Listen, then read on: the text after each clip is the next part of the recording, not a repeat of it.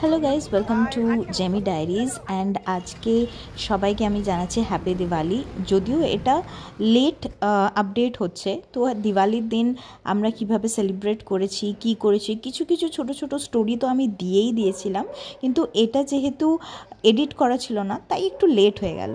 তো আপনারা যারা আছেন আমাদের সাথে জয়েন আছেন, আমাদের চ্যানেলকে পছন্দ করছেন, তাদেরকে আবারও আমি বলছি হ্যাপি দিওয়ালি।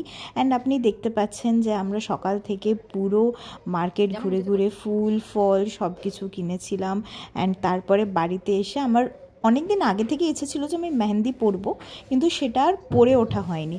তো বাঁ হাতে কোনো মতে আমি মেহেন্দি আর্টিস্ট তো নই আমি, তবুও মোটামুটি একটা বানিয়েছিলাম মেহেন্দি, কিন্তু ডান হাতে তো আর বানাতে পারবো না, তাই আমার পতিদেব আমাকে ভালোবেসে সেটা করে দিয়েছিল। অ্যান্ড তারপরে ওটা শুকিয়ে যাওয়ার পরে এখানে গুরগাঁওতে বা দিল্লিতে একটা রীতি আছে যে রঙ্গোলি বানানো হবে।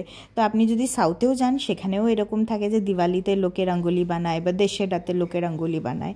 তো আমি রঙ্গোলি বানিয়ে সব কিছু রেডি হয়ে স্নান টান করে এসে তারপরে আমাদেরকে করার ছিল বাড়ির পুজো, আর তারপরে আমাদের যাওয়ার ছিল সেক্টর 37-এর কালী পুজোতে। তো এমনিতেই লেট হয়ে গেছিলো, আর আমি উপোস ছিলাম, ওই জন্য আমার হাজব্যান্ড বললো যে আমি তোকে তাড়াতাড়ি আলতাটা পরিয়ে দিই। কে এত ভালোবাসে? আপনাদের হাজব্যান্ডরা কি পড়ায়? আমাকে একটু কমেন্ট সেকশনে জানাবেন কিন্তু।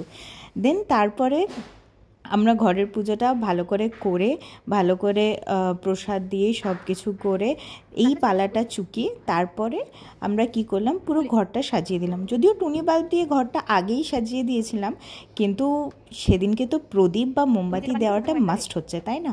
তো আপনারাও যেরকম ঘর সাজিয়েছেন আমরা এখানেও কিন্তু ঘর সাজিয়েছি। গুরগাঁওতে আছি, বেঙ্গল থেকে দূরে আছি, তা বলে ঘর সাজাবো না এটা তো হতে পারে না। কিছুটা বাঙালিয়ানার ছোঁয়া, কিছুটা এদিককার ছোঁয়া, দুটো মিলিয়ে বেশ সুন্দর লাগছিল। আর আপনারা তো রঙ্গোলিটা দেখলেনই, আপনারা কমেন্টে জানান আপনাদের রঙ্গোলিটা কেমন লাগলো।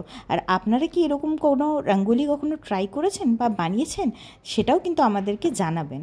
তো রঙ্গোলিটা বানানোর পরে তার উপরে প্রদীপ দিয়ে অসম্ভব সুন্দর লাগছিল। আপনারা এই ক্লিপটা একটুখানি দেখুন আর বলুন আপনাদের কেমন লাগছে। দেন তারপরে আমরা তাড়াতাড়ি গেলাম সেক্টর 37D-তে। ওখানেও কালী পুজো হচ্ছিলো, কারণ অঞ্জলি ছাড়া তো আর প্রসাদ খেতে পারবো না। তো ওই জন্য অঞ্জলি দিয়ে ওখানে খাওয়া দাওয়া করে ডিনার শেষে আমরা ঠিক 11:30-12টার সময় বাড়ি ফিরে তারপরে আমরা পুরো তারাবাতি জ্বালালাম। আর যা বাজির শব্দ, কিছু বলার নেই, কিন্তু আমরা খুবই এনজয় করেছি দিনটা। আর আপনারাও জানাবেন আপনারা দিওয়ালিটা কেমন করে এনজয় করেছেন। Till then please like our channel.